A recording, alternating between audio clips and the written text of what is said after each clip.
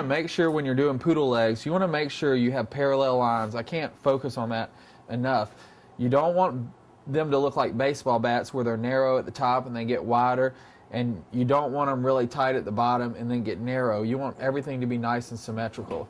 So we're going to move to the top knot, and this is the most important part. Heads are so important when we're grooming any breed, and a lot of people will teach the method. This is what I was taught in school, and I found, just like the beveling, it didn't work for me because I was taught to comb everything down and then cut straight across in front of the dog's eyes. And if I were to take my shears and cut all of this hair off, as I lift this dog's top knot back up, you can see I've cut the middle of the top knot instead of just the front. And what happens if you cut it that way, it's going to take all this hair off, and it almost looks like they ran into a wall. The head gets really flat, so you don't have that nice beveled look that we're trying to get. So that's how I describe it when I see them running around town. It looks like they ran into the wall because their heads, you know what I'm saying. So anyway, I'll comb everything back instead of combing everything forward, and I just take the hair right behind the bone on the back of the eye.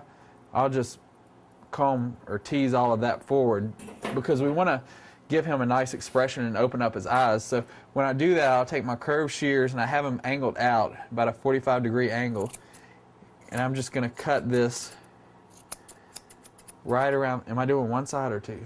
Do the whole head. Do the whole head.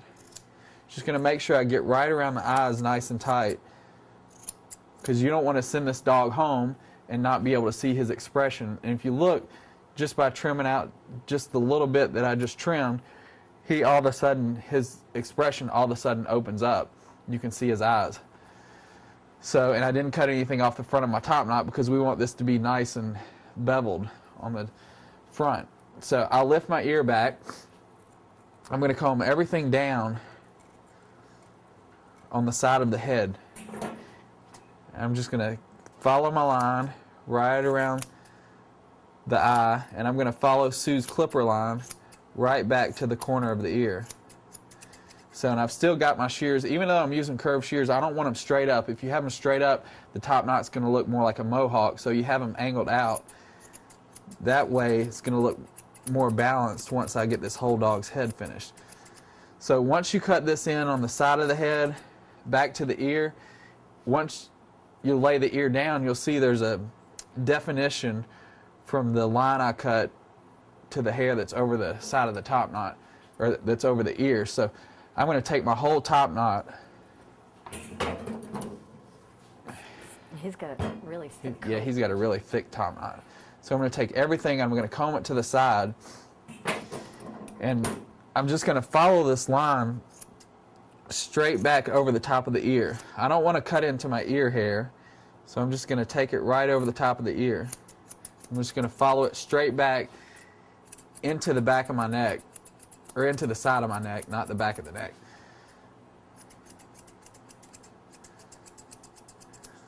So what we did, we made a nice clean line here, and as we did that, we actually went ahead and cut the center of the dog's top knot because I combed everything over.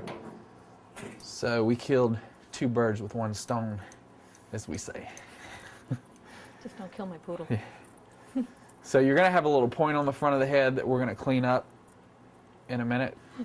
So as you can see, the other side of the dog's not finished, but... He'd have me wearing an apron with ruffles if he could. So I'm going to do the same thing on this side. Say I am. I'm going to flip the ear back. I'm going to cut this line in nice and tight. And I'm going to set the ear back down. And you can see the definition. Excuse me.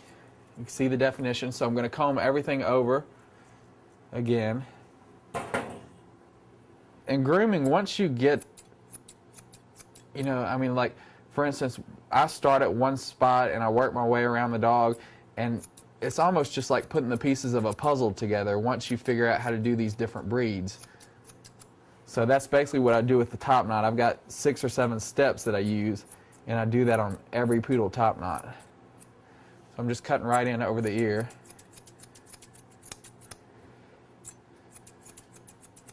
And you'll watch the video, and you'll go home and you'll do what Jay did or what I do on the video. But what ends up happening is the more seminars you go to, the more people that you talk to, and the different ideas that you get, you finally develop a style that's really your own, and that's what's really important.